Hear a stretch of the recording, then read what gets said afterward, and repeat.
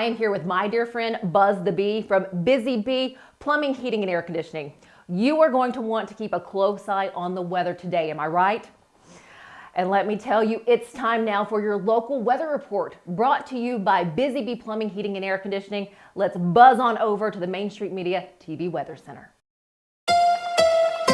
From the Tennessee Valley Weather Channel, this is your weather on Main Street.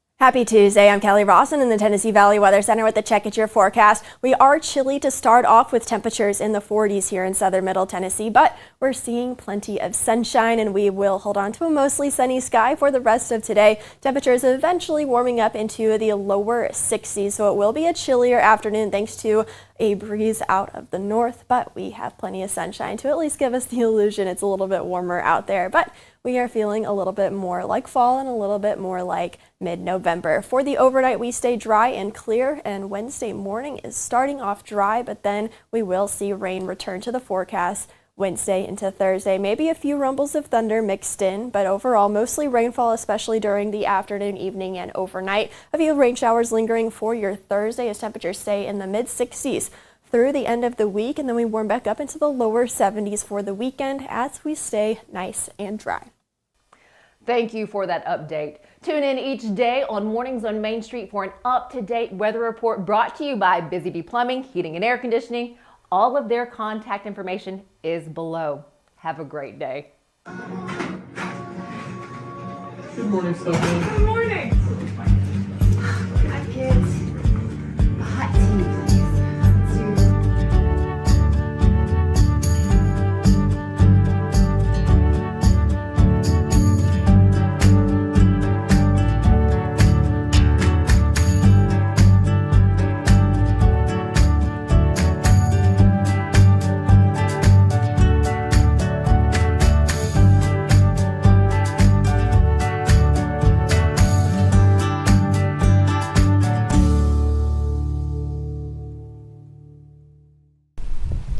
Welcome to Mornings on Main Street. I'm your host, Stefanie Miller. Thanks for joining us. It is another beautiful day. It feels so good outside right now. Well, this time of year, there's something that tends to come to a stop. It's the summer farmers markets. You know, we enjoy them all throughout the summer months, and then fall time, winter time, well, they come to a close. That is not the case in Nolensville. There is a Nolensville Winter Farmers Market. In our Tennessee Traveler segment today, Tom shares with us more about what you can find at the farmers market. But not only that, the setting for the market, it is in a historical building there on Nolensville. In fact, it was a public school built in 1937. He'll share more with us not only about what you can learn about the school and the area, but all the fun items, and what a great time to find some good items because it is holiday season that you can find at that Winter Farmers Market there on Nolensville. We'll have more, and then later on the show, I will share with you the tribute to our veterans that happened in Clarksville this past weekend. It was their Veterans Day parade. A wonderful turnout as always. I'll share some video and information with you at the end of the show, but first, let's get a check of our headlines. Hello, here's the latest news and weather from Main Street Media TV. Wilson County Schools reports an increase in high school graduation rates from last year, placing the district third in Tennessee State with a 98.5% graduation rate. Astronaut Barry Butch Wilbur, stationed on the International Space Station, engaged in a Q&A session with his alma mater, Tennessee Tech University, discussing life in space and his journey as an astronaut. The Portland City Council unanimously votes to explore the possibility of White House Utility District taking over the Portland Water Department, amidst concerns of high rate increases. The Clarksville City Council has approved plans for a major company to establish a regional office and training center at Sango's Exit 11, and rezoning of land for a large John Deere dealership. Gallatin's annual Veterans Day Parade, organized by the John T. Alexander American Legion Post 17, honored U.S. veterans and city's current first responders, captivating hundreds of spectators. For more news and weather, visit us online at mainstreetmediatn.com. Thanks for watching. So Busy Bee is a very close-knit family. We fight just like every family does. We have arguments, but we always come out with a solution to the problems. We don't just fight about what we want, we fight about what customers need. We want to make sure that every customer we go to is more than satisfied. And that doesn't just start whenever we show up at their door, that starts when we show up every day at work. We want to make sure that we are serving our customers to the best of our ability. Step into the Lionel retail store at Opry Mills, Nashville, and you'll be captivated by all the magic of the 123-year history of Lionel trains. Whether you're already a train enthusiast or just getting started, Lionel will energize your love for trains. NASCAR fan? Come check out your local Lionel station to learn all there is to know about model trains and die-cast NASCAR collectibles. Visit nashville.lionel.com or call 615-455-9399. Being a part of a cooperative is being a part of something bigger. Farm Credit Mid-America is a customer-owned lender that specializes in agricultural financing for farm real estate, operating, and farm equipment. A unique benefit of being a part of the Farm Credit Mid-America Cooperative is our patronage program, which has put over $1 billion back in our customers' hands over the last 7 years. That's the power of a cooperative. Visit us at fcma.com to learn more. I own the land. I farm the land. Together we're farmers. This is our cooperative. Nashville's Nutcracker returns to TPAC this December, presented by Nashville Ballet. This holiday season, audiences will journey with Clara and the Nutcracker Prince through Nashville's history and the land of sweets. Tickets at NashvilleBallet.com. Welcome back to Mornings on Main Street. There is a historic treasure in Nolensville. Take a look at this. It is a schoolhouse that was built in the 1930s. It's now a museum offering some history there of the school and the area, but it offers a little bit more in the coming months. To share more with us, we have our Tennessee traveler, Tom Adkinson. Hey there, my friend. Hello, ma'am. How are you? Wonderful. I love the outside of this building already, and I love knowing it was built in the 1930s. It is a classic rural school, and the start of it is really a good story. Nolensville, Tennessee was out in the country. It was dairy farm country for a long time. And the locals at Nolensville said to Williamson County, we want a school of our own. We want a decent school. And the county parried back at them and said, okay, you buy some land, then we'll build a school. And the locals said, you're on. And they called their bluff. They had fundraising, bake sales, and horse shows and other ways to raise money. And Williamson County built the Nolensville School. It opened in 1937 and operated until 1972. Wow. So now it's a museum with quite a bit inside. And before we get to kind of the big highlight for the season, share with us what we can learn in the museum. Okay. It is a 4-room school.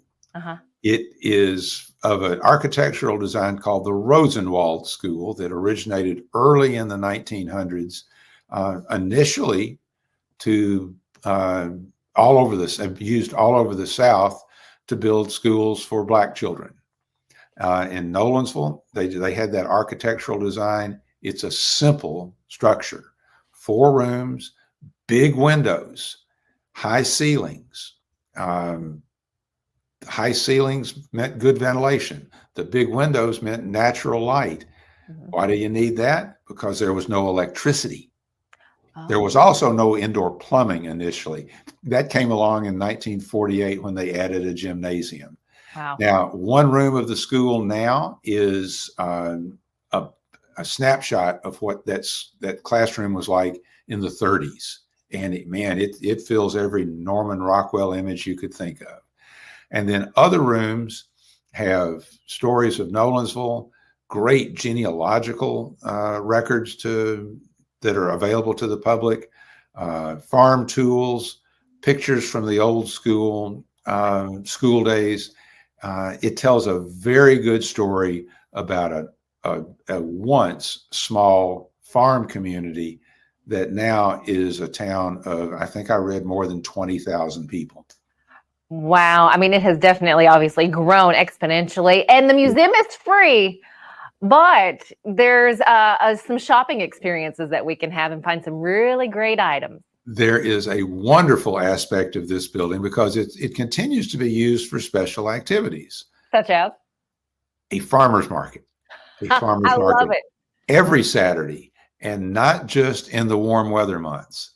This year, the Nolensville Farmers Market has put a stake in the ground and said, we're going to go every Saturday through the winter. And if you can go to a farmer's market and not open your wallet, you're just a Scrooge. You're missing out for sure. I'm curious what sort of vendors they'll have. Will it be the local farmers? Because I know certain crops growing certain times of the year. What will they have? No, it is a farmers and craftsmen's market and a maker's market. I saw a really cool guy from Dixon County who has a flower farm. In season, he sells fresh flowers, but he also sells dried arrangements. And for some reason, he himself bakes these beautiful sourdough bread loaves. So he's a combination flour guy and baker. There was another place that was selling pasta. Then in the crafts area, there were jewelry and sewn products. Oh, and there was another baker from Murfreesboro who bakes pies. Pies to order for the holidays, and pies available at the farmers market itself. So you can find something to get at that farmers market. And I think it's cool that they're trying this run at a winter farmers market. It may be the only one in the region it's the only one in the region I know of. If it has winter competition, I'll be looking for it. Oh, please do and let us know. But I mean, if this is this is such a great idea. And I'm thinking, already calculating in my head, this Friendsgiving and this particular party, like getting a fresh pie, something that's homemade, taking it home, wrapping it up, freezing it for a couple days. You know what I mean? Like ready-made gifts right there. It's perfect. It's very November and December ought to be a treat. They're going to continue with outdoor vending or locations for the farmers and craftsmen. Also indoors in the gym / cafeteria from the old school days. Real quickly, the addition for that school that was the gym and cafeteria came about after World War II. They needed the space. They didn't have a kitchen. They didn't have a place for the kids to eat.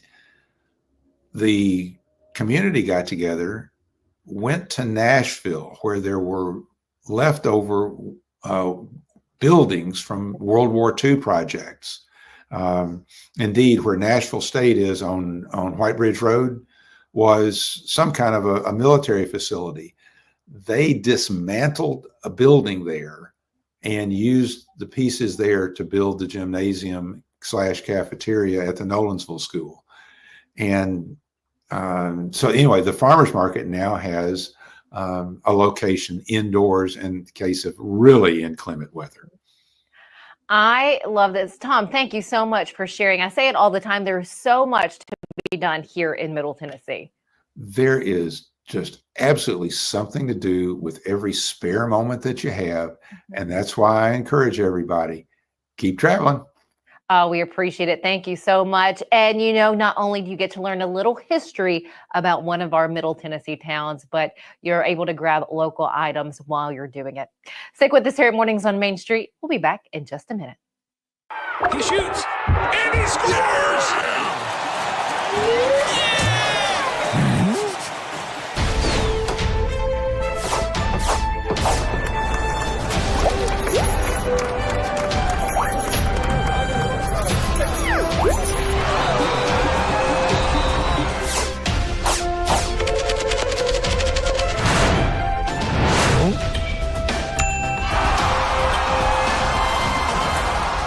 At Delta Dental of Tennessee, we know our success begins and ends with providing superior quality service, and that includes serving those who need it most.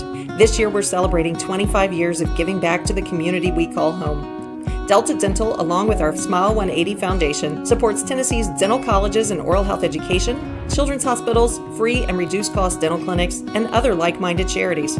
Here's to the next 25 plus years of ensuring healthy smiles.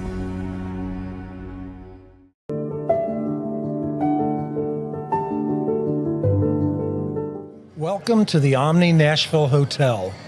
Urban elegance with a vintage touch. Our 800-room hotel opened up in the fall of 2013 with 746 guest rooms and 54 suites.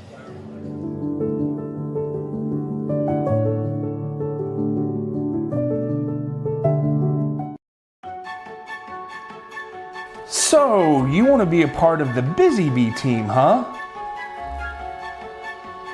Well, how do you see yourself fitting into the organization? Oh, I get it. You want to be a weather bee.